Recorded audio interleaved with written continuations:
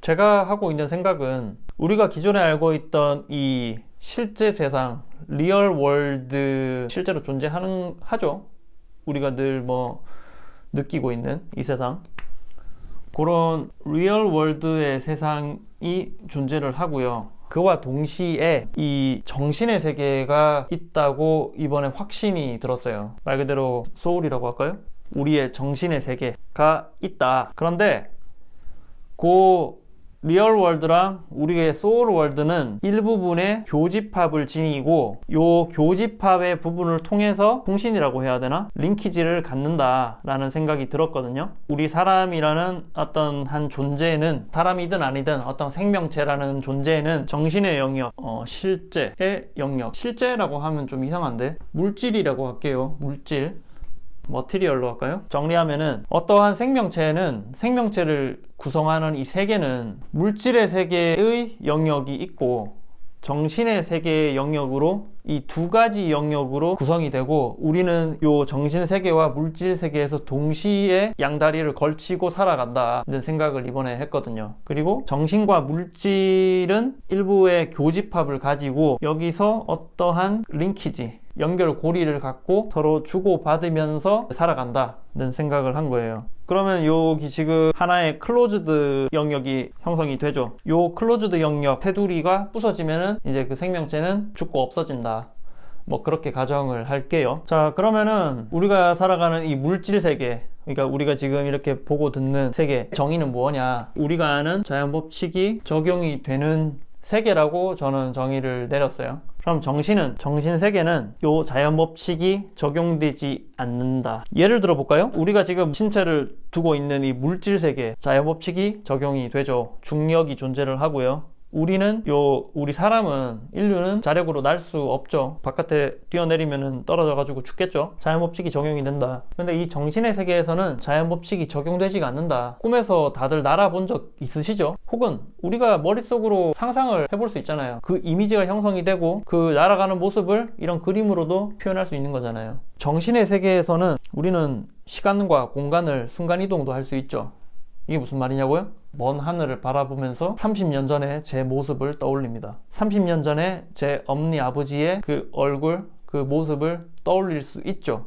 물질의 세계에서는 2023년에 살고 있지만 우리의 정신은 30년 전으로 돌아가는 거죠. 순간적으로. 이거는 뭐 우리가 물질 세계에서 얘기하는 뭐 빛의 속도나 뉴턴의 역학 법칙이나 이런 거가 아예 적용될 수가 없는 영역이죠. 하지만 실존하죠. 정신의 세계에서는 확실하게 자연 법칙의 지배를 받는 이 물질 세계보다 더 많은 걸 할 수 있는 것 같아요. 그리고 가장 바깥 테두리로 형성되는 이 에어리어가 인간의 한 생명력이라고 생각을 하면은, 요 물질 세계에서의 생명력은 한국말로 뭐 체력이라고 할까요? 기력이라고 할까요? 그럼 이게 뭐예요? 우리가 실제로 뭐 느끼는 그 기운을, 에너지를 말하는 거예요. 육체에서. 영어로 그 게임할 때는 뭐라고 하죠? HP라고 그러죠? 헬스 포인트라고 그러죠? 그래서 게임에서는 요 HP가 다 따르면은 캐릭터가 죽는 거죠. 그리고 대응되는 개념으로 요 정신의 세계에서도 체력이 분명히 존재를 한다. 이게 무슨 말이냐? 일단 적어놓고 시작을 할게요. 정신체력이라고 할까요? 정신과 관련되어 있다. 게임에서 뭐라고 하죠? 마나라고 하잖아요. 마나 포인트라 그래서 MP라 그러죠. 저는 인간의 몸뚱아리가 이렇게 물리적으로 존재를 하지만은 분명히 경험적으로 육체적인 요 체력과 요 정신의 체력은 별도로 존재를 한다는 거를 경험으로 알고 있거든요. 아마 여러분들도 분명히 아실 거라고 저는 생각을 해요. 예를 들어 보면은 오늘 저녁에 이 육체적인 체력을 아주 충만하게 하기 위해서 좋은 음식 먹고 소고기 구워 먹고 장어 먹고 운동까지 해서 온몸에 피가 돌고 막 펌핑이 되고 기운이 막 넘친 채로 집에 갔거든요. 근데 집에 들어갔더니만은 전화가 왔는데 어머니 아버지가 싸운대, 가족이 아프대, 사고가 생겼대, 보증을 섰대. 그러면 이 우리가 느끼는 이 컨디션이 어떻게 되죠? 그런 정신적으로 데미지가 얼마나 스트레스가 오면 개박살 나죠. 그날 아마 잠 못 잘 겁니다. 요 정신적으로 데미지가 들어오니까 그날 잠 못 잘 거고요. 제대로 활동하기 어렵겠죠. 이러하다 우리 인간의 기운은 육체적인 영역이랑 정신적인 영역이 나누어져 있다고 확신이 들지 않으신가요? 그러면은 제가 이렇게 그림을 그리고 음악을 하는 원동력은 어디서 오는 걸까요? 제가 오늘 저녁에 먹은 소고기에서 오는 걸까요? 그러면 우리가 알고 있는 자연법칙, 물리법칙, 보존법칙의 전제로 하면은 소고기를 먹고는 소고기에 대응되는 뭔가 결과물이 나와야 될 거고, 제가 장어를 먹었으면은 장어에 해당되는 결과물이 나와야 될 거 아니에요. 근데 사실상 제가 이 그림을 그리고 음악을 하고 이런 작업 활동을 하는 데는 파스타를 먹든 소고기를 먹든 장어를 먹든 별 상관없거든요. 그 소고기든 파스타든 장어든 그거는 대부분 육체적인 기운, 육체적인 체력, 앞으로 HP라고 하겠습니다. HP를 채워주는 역할이 대부분이에요. 아무튼 뭐 일단 우리가 먹는다는 거는 대부분 요 HP에 관련이 있고, 근데 제가 이 그림을 그리든 뭐 어떤 그림을 그리든 음악을 하는 거는 요 영역에서 나온다. 경험상 우리를 생명을 구성하는 요 영역에서 요 물질의 영역보다는 정신의 영역이 훨씬 포텐셜이 크다. 즉 잠재 능력이 훨씬 크다. 그거를 느껴요. 그리고 수많은 저 외에 다른 사람들이 그거를 증명해주고 있는 거죠. 어떤 사람이건 간에 물질의 세계에 HP와 정신의 세계에 MP를 다 가지고는 있어요. 누구나 생각을, 사람이면 누구나 생각을 하고 어떤 감정을 갖고 어떤 상황이 닥쳤을 때 임기응변을 발휘하고 합당한 결정을 나름대로 내리잖아요. 요 숨쉬고 살아가고 중력의 지배를 받고 몸을 이렇게 가동하는 요 와중에 정신이라는 게 늘 쓰이고 있는 거는 사실이죠. 스티브 잡스 얘기 한번 해볼까요? 스티브 잡스 뭐 대단한 양반이죠. 대단한 양반인데, 근데 스티브 잡스도 뭐 우리 똑같잖아요. 스티브 잡스도 신체를, 물리적인 신체를 운용하기 위해서는 음식물을 섭취를 해야 되고 물을 마셔야 될 거 아니에요. 스티브 잡스도 똑같이 그렇게 먹고 자고 싸고 그런 신체 활동을 누구나 똑같이 다 진행을 했었죠. 그런데 스티브 잡스와 똑같이 그런 신진대사를 운용을 했던 그런 일반 사람들과는 다르게 잡스는 아시다시피 많은 것들을 했잖아요. 그리고 그것이 우리의 생활에 엄청난 영향을 주었고, 이미 죽고 나서도 전 세계인들이 스티브 잡스의 얼굴과 이름을 머릿속에 요 정신세계에 다 담고 있죠. 그 차이는 어떻게 발생을 했느냐, 저는 정신의 영역이 엄청나게 컸다 이렇게 저는 생각을 하고 있는데, 분명히 우리 눈에 이 정신의 세계라는 거 눈에 안 보이죠. 눈에 안 보이고 그거를 뭐 우리가 질량을 달 수도 없고 뭐 시간을 댈 수도 없고 그 어떤 센서로 측정할 수 없죠. 지금 우리가 가진 어떤 걸로는.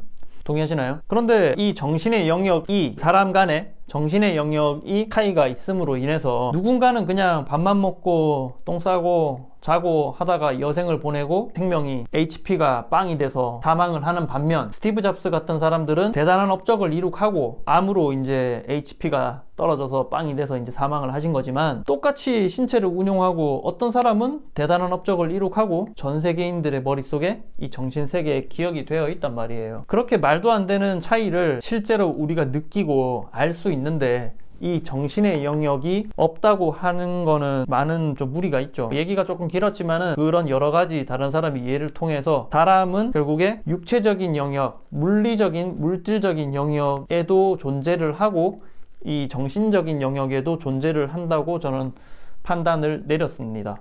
그리고 보시는 이런 그림과 같은 작품 활동은 분명히 여기가 아니라 여기서 나오는 거겠죠. 우리의 어떤 판단, 표현, 생각, 그런 것들은 다 여기서 나오는 거겠죠. 우리가 흔히들 말하는 작품 활동, 예술 활동, 이 무엇이냐, 제가 도식화를 조금 해봤거든요.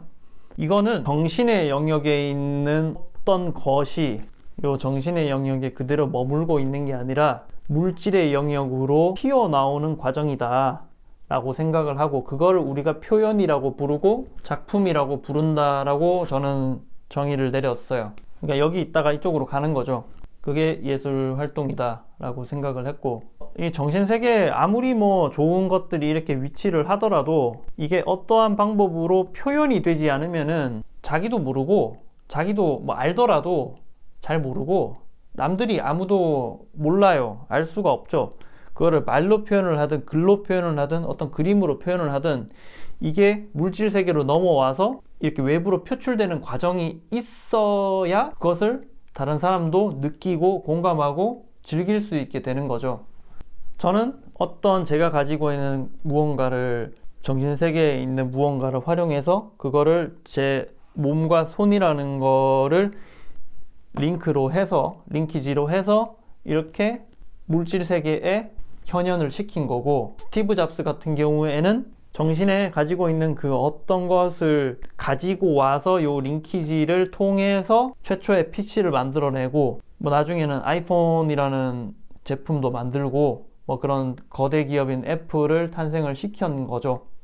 이게 사람이 살아가는 것이 요 정신의 세계와 물질의 세계의 융합이구나. 저는 그러한 예들을 통해서 그렇게 생각을 하고 있습니다. 결국에 이 물질의 세계는 자연 법칙에 지배를 받아요. 지배를 받고 이것이 결국에는 어떤 한계가 되는 거죠. 물질의 세계에서는 뚜렷한 한계가 있다. 더 이상 여기서 팽창을 할 수가 없다. 우리가 날고 싶다고 해서 요 물질의 세계에서는 날아다닐 수가 없잖아요. 요 물질 세계는 자연 법칙의 지배를 받고 이 지배라는 곧 한계다. 우리가 거기서 초월을 할 수가 없다. 그런데 정신의 세계에는 자연 법칙이 적용되지가 않는다. 얘네 둘은 각기 다른 영역에 있는 것이 아니라 일부 교집합을 지니고 서로 링키지를 갖고 이렇게 통신하듯이 상호작용을 한다. 인터랙션을 한다. 이렇게 생각을 합니다. 이후에도 이런 주제로 제가 특히 말씀드렸죠. 이 정신의 영역에 더 집중을 해야 된다고. 그래서 저는 앞으로 요 만화가 뭐라고요? 요 정신의 세계에서의 우리의 원동력, 정신 체력, 요 만화에 대해서 얘기를 더 해볼 생각이고요. 그런데 제가 한 가지 재밌는 생각이 좀 떠올랐는데,